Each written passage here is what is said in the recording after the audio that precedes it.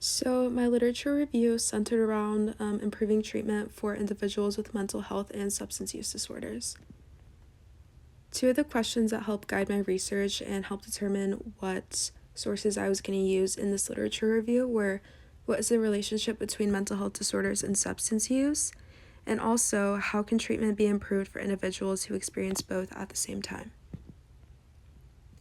So, for some introduction and background, what are co-occurring disorders? In this context, it is when someone experiences both mental health struggles and substance use together. And why is treatment challenging? Well, these disorders do influence each other, and that can complicate treatment. People need treatment that addresses both disorders at the same time, and non-integrated care risks relapse or long-term issues. Now, getting into the sources that were used, the first one used was titled Relationship of Mental Health and Illness in Substance Abuse Patients. And the study conducted analyzed the difference between mental health and mental illness in substance abuse treatment. And the findings revealed that good mental health and the presence of mental illness are separate but related. So, someone who may have low symptoms but still struggle, or have symptoms but maintain mental strengths. And treatment programs must address both mental illness symptoms and general mental well-being. The next source that was used is another peer-reviewed journal titled Use of Mental Health Care and Substance Abuse Treatment Among Adults with Co-Occurring Disorders. And in this study, results were used from the 2001 and 2002 National Survey of Drug Use and Health. And the results of this study found that 70 to 80% of people with co-occurring disorders received no treatment in the year, and very few received both mental health and substance use treatment.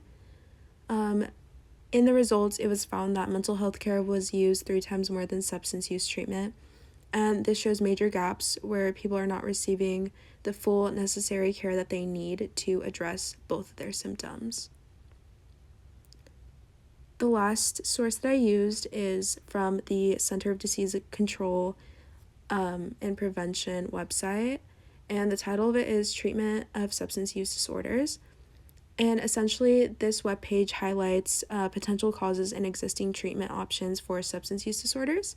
In addition, it also lists a variety of different causations and factors that can contribute to the development of substance use disorders, including stress, coping, prescription opioid abuse, and trauma.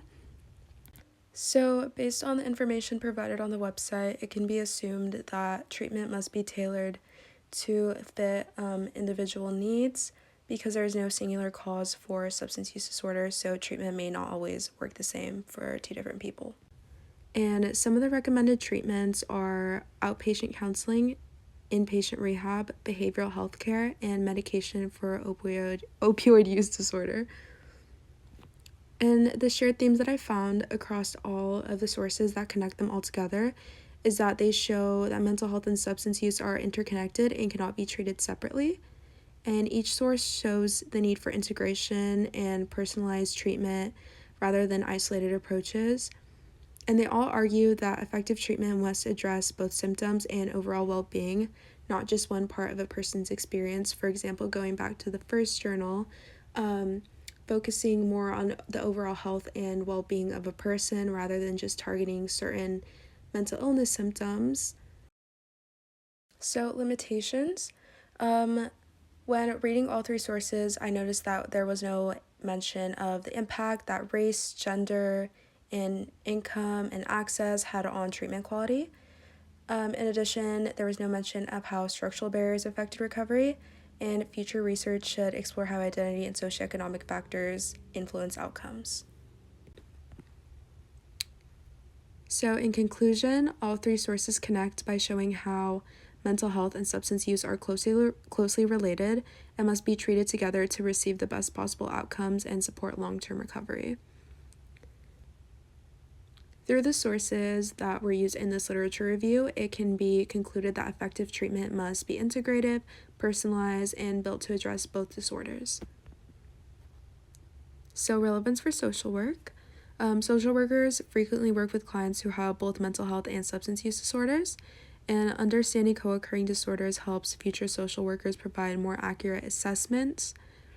And the research shows gaps in treatment and reminds anyone in the field to advocate for integrated and accessible treatment for their clients.